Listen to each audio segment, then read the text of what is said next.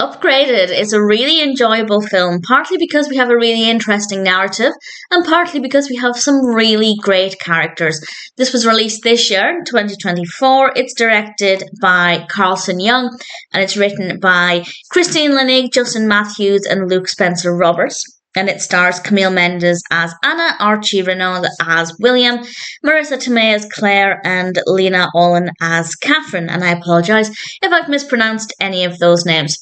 And the title refers to the fact that Anna is upgraded to first class on a flight to London. And the story surrounding the upgrade, I won't spoil it, it happens early on. It's not the most wild or fascinating story, but I rather liked it. I liked how it unfolded. And she's going to London because she's an assistant for an auction house and she works for Claire. Claire is not a nice person. She is very headstrong, to put it mildly. But Anna loves her work. She might not love the people she works for, but she loves her job and she's got this opportunity to go to London and she's flying on her own because she's treated pretty badly.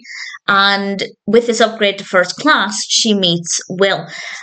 And while she's talking with Will on the plane, she kind of lets him believe that she's the director of this auction house. And obviously, she doesn't think she's ever going to see Will again. What harm is this going to do? Well, it turns out that Will's mother, Catherine, a character I absolutely love. She's played by Lena Olin, and I just adored the character.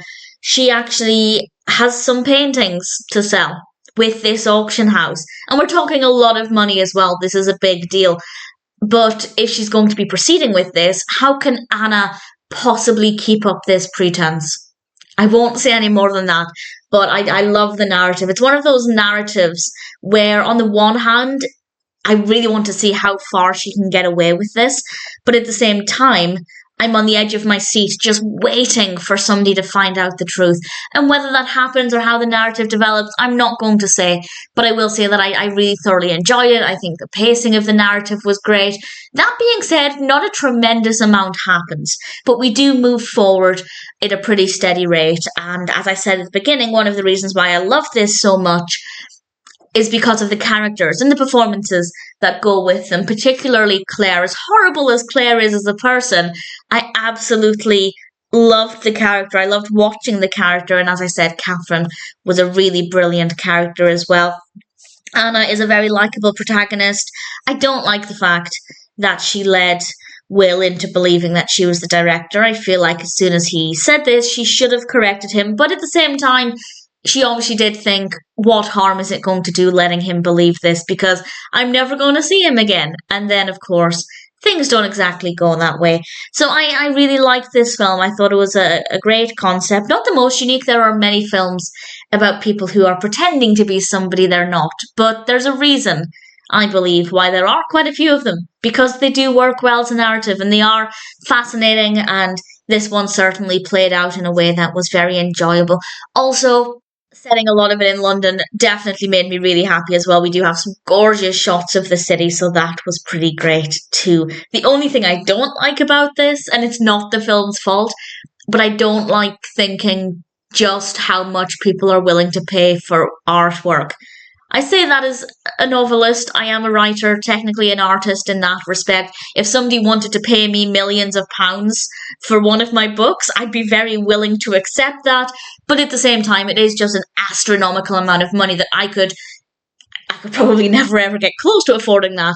But I could just never imagine being willing to spend that much on art. But again, if somebody wants to give me that much money for my art, I'm completely all for that. But it's not the film's fault. It's just when we see these numbers, it is kind of shocking, even though we know that fine art can become exceptionally expensive. I won't say how much some of the art goes for in this film, but maybe you can try and guess.